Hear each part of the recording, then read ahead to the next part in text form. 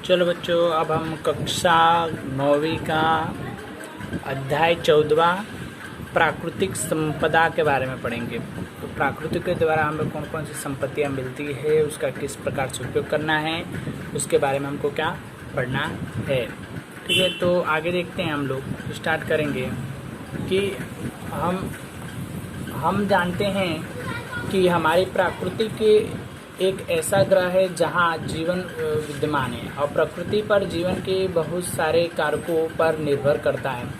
हम यह भी जानते हैं कि जीवन के लिए परिवेश, ताप, जल, भोजन की आवश्यकता होती है और पृथ्वी पर उपलब्ध सभी प्रकार के जीवों की मूल्य आवश्यकताओं की पूर्ति के लिए सूर्य से ऊर्जा तथा पृथ्वी से उपलब्ध संपदा की आवश्यकता पड़ती है। मतलब हम जानते हैं कि पृथ्वी पे जिस भी प्रकार के ग्रह है, जितने भी ग्रह है, उसके क्या जीव विद्यमान है, जीव वहाँ पे रहते हैं, जो हलन चलन कर सकते हैं, ऐसे जीव क्या विद्यमान रहते हैं। पृथ्वी के जीव के ऊपर बहुत सारे कारक होते हैं, उसके ऊपर निर्भर होते हैं, जैसे कि ताप है, सूर्य की रोशनी चाहिए, पानी चाहिए, खाने के लिए भोजन चाहिए। इस प्रकार के अनेकों प्रकार की क्या चीज़ों की क्या आवश्यकता होती रहती है और सूर्य के द्वारा ही वो हमको क्या प्राप्त हो सकता है। तो इसलिए पृथ्वी के जो पृथ्वी पर के संपदा कौन कौन सी है, उसके बारे में हमको बात करना है। तो पहले स्थल, जल, वायु है, स्थल है और जलवायु है। पृथ्वी के सबसे बाहर की परत की स्थल मंडल कहते हैं। बाहर का जो परत होता है उसको हम स्थल मंडल के रूप में गिन सकते हैं। ठीक है, पृथ्वी से 75% भाग का जल है, 75। बाकी जो मिला हुआ है वो क्या 25% का भूमि पाई जाती है। ठीक है, यह भूमिगत जल के रूप में भी पाया जाता है। भूमिगत जो जल होता है उसके रूप में भी हम जान सकते हैं। ठीक है, इन सभी जलमंडल कहा जाता है। वायु में पूरे हुए पृथ्वी की कंबल के समान ढका हुआ, मतलब ये क्या पानी से क्या पूरा पृथ्वी कंबल के समान ढका हुआ माना जाता है, उसके वायुमंडल कहा जा सकता है। जीव पदार्थ वही पाए जाते हैं जहाँ पे तीनों अवयव स्थित होते हैं। जीवों के आश्रय देने वाला पृथ्वी का ये घेरा वायुमंडल, स्थल मंडल तथा जल मंडल के दूसरे मिलकर भी जीवों को संभव बनाते हैं। मतलब दूसरे जो जीव होते हैं उनको क्या वो संभव रूप से बना सकते हैं। ठीक है, आगे देखें हम लोग तो सजीव जीव मंडल में जैविक घटक को बनाए रखते हैं। मतलब जैविक जो घटक होते हैं हलन चलन करने के लिए कार्य होते हैं और आदर्श कार्य होते हैं, उनके क्या जीव घटक के रूप में बनाया जाता है। वायुमंडल, जलमंडल, मृदा मंडल के लिए निर्जीव घटक भी पाए जाते हैं, जो निर्जीव क्या एक तरह के घटक होते हैं। और आए हुए अब इन अजैविक घटकों की जो पृथ्वी पर जीवों के संपूर्ण के लिए आवश्यक है और उनकी भूमिका भी विस्तृत रूप से कर सकते हैं। मतलब विस्तृत रूप से हम जान सकते हैं उनकी भूमिका क्या क्या होती है, उसके रूप में भी हम क्या जान सकते हैं।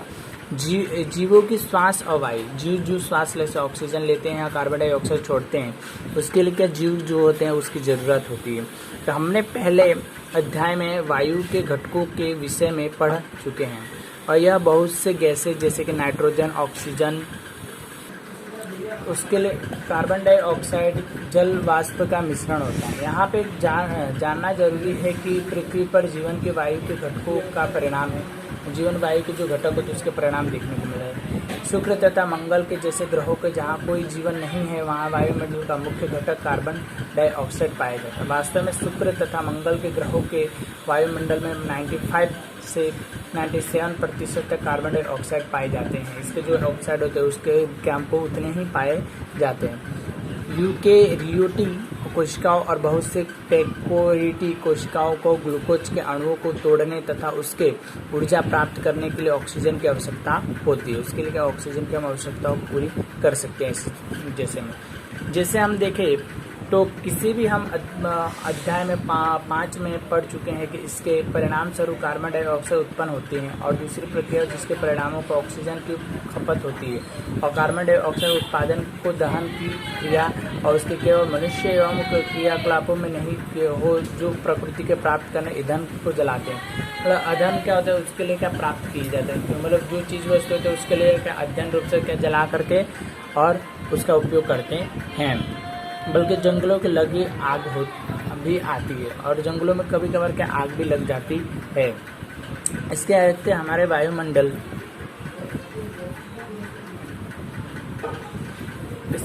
हमारे वायुमंडल में कार्बन डाइऑक्साइड की मात्रा 1% का एक छोटा सा भाग है। क्योंकि कार्बन डाइऑक्साइड के दो विविधताओं में स्थित होते हैं, दो भागों में क्या बटे होते हैं। हरे पेड़ पौधे सूर्यमंडल की किरणें की उपस्थिति में कार्बन डाइऑक्साइड को ग्लूकोज में बदल देते हैं, मतलब उसके क्या बदले हुए थे, उसको क्या ग्लूकोज के रूप में क्या बदले जाते हैं। बहुत से समुद्री जंतु समुद्र के जल में ही घुलन कार्बन डाइऑक्साइड कवच होते हैं, समुद्र के अंदर ही क्या मिले हुए होते हैं। ठीक है, आगे जलवायु के नियंत्रण में वायुमंडल की भूमिका। अब जलवायु में उसकी क्या भूमिका होती है उसके बारे में हमको क्या पढ़ना है। तो हम जान चुके हैं कि वायुमंडल की पृथ्वी के कंबल के सामने ढके हुआ है, और हम जानते हैं वायुमंडल तो उष्मा मतलब गर्मी होती है। कुचाला करो वायुमंडल की पृथ्वी के और औसत तापमान को दिन के समय और यहाँ तक कि पूरे वर्ष भर लगभग नियत रखता है, मतलब कि क्या दिन का जो तापमान होता है पूरे इसके का नियत रूप से इसके माने जाते हैं। वायुमंडल दिन में ताप को अचानक बढ़ा देता है, मतलब कि अचानक से वायु दिन में गर्मी पड़ती है और रात्रि के समय में बहुत ठंडी लगने लगती है, क्योंकि चंद्रमा का ताप कम हो जाता है, मतलब बहुत ठंडा हो जाता है। चंद्रमा के बारे में सोचे तो जो सूर्य लगभग उतनी ही दूरी पर रहते हैं, मतलब उतने ही दूर पर वो देखने को मिलते हैं जितने ही पृथ्वी के। इसके बावजूद भी चंद्रमा के सतह वायुमंडल नहीं है, मतलब उसके वायुमंडल के आसपास नहीं देखने को मिला है। पर तापमान 190 से 110 के बीच मध्य होता है, उनके बीच में ही क्या पाए जाते हैं इस प्रकार से। अब इसके अंदर हम देखें तो वायुमंडल के बारे में आप पढ़ेंगे तो इसके अंदर क्या होगा, वायुमंडल की गति और उसके पवन के बारे में, वायुमंडल की जो गति है उसके हवाओं के बारे में हम देखेंगे। तो हम दिन भर में गर्मी के बाद शाम को बहने वाले ठंडे समीर के राहत महसूस करते हैं। कभी कभार कई दिनों तक अधिक गर्म मौसम पश्चात वर्षा होती है, बहुत ज़्यादा गर्मी होने के बाद क्या वर्षा होने। वायु की गति का क्या कारण है और वे कौन से कारक हैं, उन्हें कभी समीर और कभी तेज हवा के यहाँ पे कभी तूफान के रूप में गति प्रदान करने वाला वर्षा का क्या कारण, मतलब किस प्रकार से क्या कारण है बारिश होने का, इसके अंदर बता दो क्या टन। क्योंकि दिन भर की जो गर्मी है जिसके वातावरण में क्या होता है, बाष्पीकरण हो जाने के कारण शाम को क्या ठंडा वातावरण उत्पन्न करता है। अब यहाँ पे देखें तो यह सभी प्रक्रिया वायुमंडल के हवाओं के गर्म होने और जलवायु के बनने का परिणाम है। जलवायु के जीवन परिणामों की क्रियाओं को जल के गर्म होने के कारण बनती है। स्थल भागों का यह जल भागों में होने वाले विवरण का परावर्तन तथा उसके पूर्ण रूप से कारण के वायुमंडल गर्म करता है, मतलब उसके जो वायुमंडल में जो परिवर्तन होते हैं उस कारण से क्या इसका एक तरह का परिवर्तन देखने को मिलता रहता है।